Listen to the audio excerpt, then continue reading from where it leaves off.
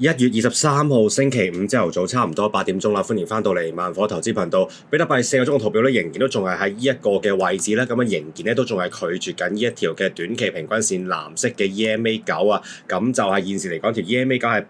89,662蚊啦，咁啊只要都仲係收低過嘅話咧，都會一直繼續保持向下跌嘅一個嘅判定嘅。咁啊縱使咧呢個動能指標向上升，波幅率指標收窄向下，咁啊代表住咧呢一個嘅跌勢終結，進入一個向上橫盤回調嘅時間啦，咁啊，但係個價格嚟講嘅話咧，必須要至少升翻穿條 EMA9，咁啊89,662蚊先至好開始向翻上望。比較上關鍵嘅話咧，我自己會留意翻呢一個嘅頂部啦，咁就係90,520蚊齊頭啦。咁啊搭住條 EMA21黃色線能夠收復翻企穩嘅話咧，將會向上望多少少，咁就會係落緊嚟嘅 EMA55啊、EMA28啊同埋舊底呢一個 breakdown 嘅底部，大概92,000蚊齊頭啦。跟住然後咧就係成個跌勢嘅回調線中路至到0.618嘅水平，大概92,500至到93,800咧，呢一個嘅關鍵嘅阻力位啦。咁啊，如果能夠收高過晒嘅話咧，咁啊先至會重新回復呢一個向上望嘅判定啦。咁啊，貨短期少少嚟講嘅話咧，收高過一個嘅近期嘅頂部90,519蚊嘅話咧，已經可以短期向上望啦。不過一級級嘅阻力咧喺上邊等緊我哋啦。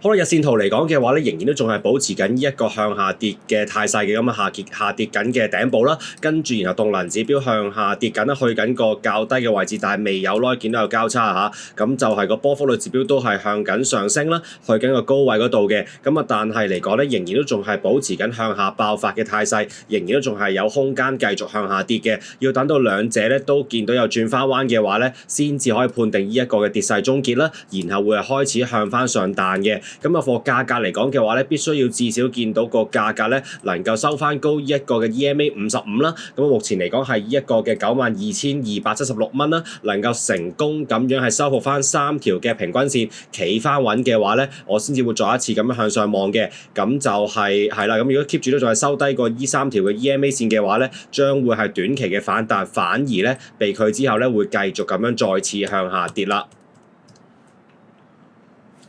OK， 幣市 update 完啦，咁啊睇一睇呢一個嘅美股啦。咁啊美股嚟講嘅話咧，琴日咧納斯達克指數咧彈翻轉頭收翻喺呢一個嘅所有嘅平均線之上啊。咁啊見到呢一個嘅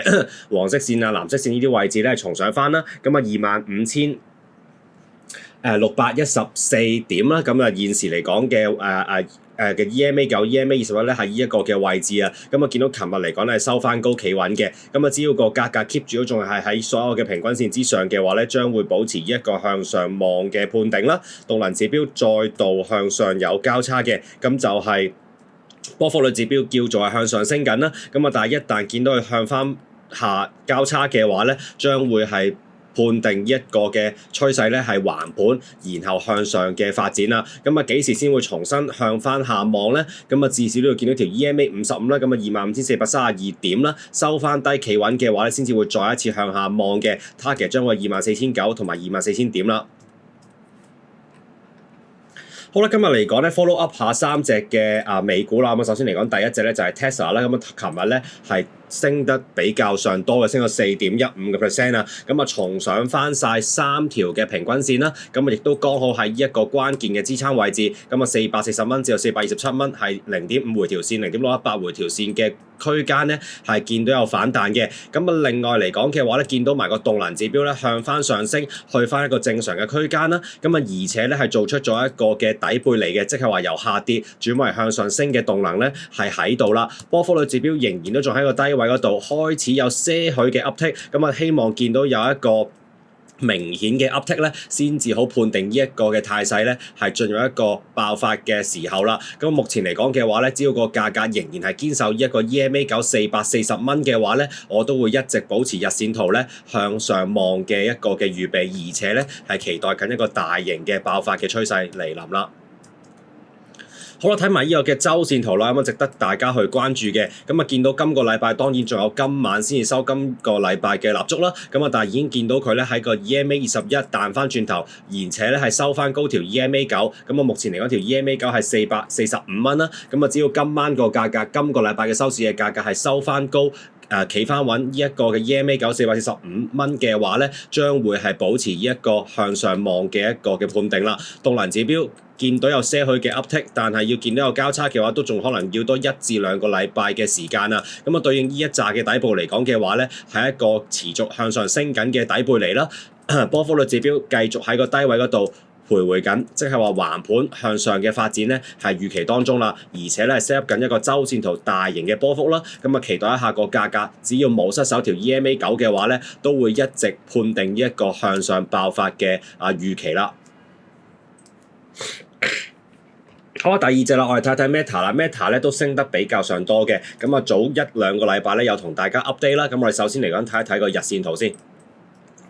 嗱，日線圖嚟講嘅話咧，見到琴日嘅價格咧重上翻條 EMA 9、EMA 21短期嘅趨勢咧向翻上望啊嚇，動能指標嚟講咧向翻上升有交叉見到啦，咁啊對應呢一個嘅底部嚟講咧，無論係個價格定係個動能指標咧，都係做出緊一個向緊上升嘅底部嚟嘅。波幅率指標開始見到 round 緊落嚟啦，即係話咧一旦見到埋有交叉向下走嘅話咧，象徵住呢一個嘅跌勢終結啦，咁就會進入一個橫盤向上，甚至乎係一個反彈嘅一個嘅情況啦。咁啊貨價格嚟講嘅話咧，必須要堅守條 EMA 9先啦。咁目前嚟講係630蚊啦，能夠堅守企穩嘅話，將會係持續保持呢一個嘅升勢嘅預備嘅。咁啊 for level 嚟講嘅話咧，希望能夠見到佢重上翻條 EMA 200最高嗰條嘅平均線663個半啦，能夠企穩嘅話咧，將會係收復翻所有嘅平均線，然後向上望。比較上關鍵嘅話咧，我會留意舊底呢一個短期嘅頂部啦，672蚊啦，能夠收高企穩嘅話咧，將會係向翻上望啦，咁就會係望到上去至少690蚊，甚至乎更加高嘅位置啦。好啦，咁啊，呢一個嘅周線圖嚟講嘅話咧，亦都係見到咧個價格咧有些許嘅反彈啦嚇，咁啊見到有些許嘅 volume 嘅，咁啊仍然咧亦都係保持緊呢個向緊上升嘅底部啦，動能指標咧現時嚟講咧係向緊下跌嘅，波幅率指標都係收窄緊向下嘅，即係話繼續橫盤向下嘅情況咧係喺度啦。咁啊，但係一旦見到個價格收翻高條 EMA 21 664蚊，又或者短期嘅頂部，咁啊672蚊能夠見到周線圖收復翻晒企穩嘅話咧，將會判定翻周線圖咧再一次向上望 ，target 將會係690蚊舊底 breakdown 嘅底部啦，同埋呢一個跌勢嘅回調線中路嘅位置十分之關鍵嘅阻力位，能夠升穿晒企穩嘅話咧，回復翻周線圖向上望嘅判定啦。而且周線圖嚟講嘅話咧，都係喺個低位嗰度嘅個波幅率指標，咁啊有機會喺呢啲位置再徘徊多一排啦。咁啊 set up 緊一個大型嘅波幅啦。好啦 ，Microsoft 就係第三隻啦，咁啊不嬲都有留意開嘅，咁啊舊底2個禮拜前啊，咁啊或者個零禮拜前咧，咁啊見到個價格 break down 咗呢一個468蚊啦，咁啊舊底呢一陣嘅 range 嘅底部啦，同埋之前一個大型嘅頂部之後咧，一度跌到落去我哋 mark 落嘅450蚊啊，咁就係成個呢一個升勢嘅回調線中路嘅位置啊，咁啊見到有些許嘅承托啦，暫時咁啊動能指標再一次喺個低位嗰度咧，見到有向上升嘅交叉，波幅率指標去緊高位嗰度，短期仍然有下望嘅空間嘅，但係一旦見到個波幅率指標收翻窄向下交叉嘅話咧，將會象徵住呢一個嘅跌勢終結啦，然後會係 play out 一個向上嘅回彈，又或者係個大型嘅反彈啦。目前嚟講嘅話咧，係期待緊呢個日線圖動能指標喺個低位嗰度，波幅率指標喺個高位嗰度回落，然後咧 play out 一個向上大型嘅一個嘅升勢啦。不過目前嚟講嘅話咧，貨日線圖至少都要見到呢一個嘅 EMA 9啦，咁啊460蚊能夠收翻高企穩嘅話咧，先至可以開始向上望，否則嚟講嘅話咧，風險仍然都仲係向緊下跌嘅。好啊，周線圖咯，周線圖咧首先嚟講嘅話，個趨勢咧係向緊下望嘅，咁啊失守緊晒3條嘅 EMA 線啦，動能指標仍然都仲係向緊下跌啦。雖然喺個低位嗰度，波幅率指標仍然係上升嘅途中啦，即係話要繼續下跌嘅空間咧係望緊嘅。縱使現時嚟講咧係喺呢一個關鍵嘅支撐位置係見到有承托啦，咁啊分別係450至425蚊呢一個嘅0.5至0.618嘅水平啦，咁啊期待緊呢個位置會反彈向上，咁啊但係如果持續向下跌嘅話咧，下望嘅 target 將會係425蚊呢個0.618嘅回調線水平啦，跟住然後就會係呢一個嘅頂部啦，咁啊396蚊，又或者上緊嚟嘅 EMA 200有389蚊，咁就會係 mark 落咗呢兩個嚟緊嘅下望嘅 target 作為一個關鍵嘅支撐，會重新向上望 Microsoft 嘅一個嘅預備啦。咁啊，但係嚟講嘅話咧，現時嚟講係一個好嘅機會嘅。咁啊，除咗啱啱日線圖講緊個動能指標喺個低位度回升，同埋波幅率指標都已經喺個高位嗰度，即係話咧個日線圖嘅趨勢咧已經去到好極端啦。咁啊，即將望緊一個嘅反彈啦。咁啊，周線圖嚟講咧，個動能指標喺個低位嗰度咧都值得留意嘅。咁啊，一旦見到個動能指標向翻上交叉，去翻個正常嘅區間嘅話咧，將會係指出緊一個周線圖大型嘅一個嘅升勢啦。咁啊，對上一次咧個動能指標壓到落去好低。咁就喺呢一個位置、呢一個位置、呢一個位置咧，都係見到一個可觀嘅反彈嘅。咁啊，現時嚟講咧，都係望緊相同嘅事情啦。咁啊，另外嚟講嘅話咧，個價格方面咧。如果見到佢升翻穿呢一個468蚊啦，咁就舊底呢個 breakdown 嘅底部同埋舊底嘅大型頂部能夠收復翻企穩嘅話咧，將會 confirm 呢一個低動能指標向翻上升嘅態勢啦。咁啊，周線圖會開始向翻上望嘅。咁啊，關鍵嚟講嘅話咧，可以留意短期嘅頂部。咁啊，490蚊齊頭啦，升翻穿晒企穩嘅話咧，更加會係重新回復周線圖咧向上望嘅趨勢啦。好啦，今日嘅 update 嚟到呢一度啦，希望大家去到最後撳個 like 同埋訂閱頻道，多謝晒。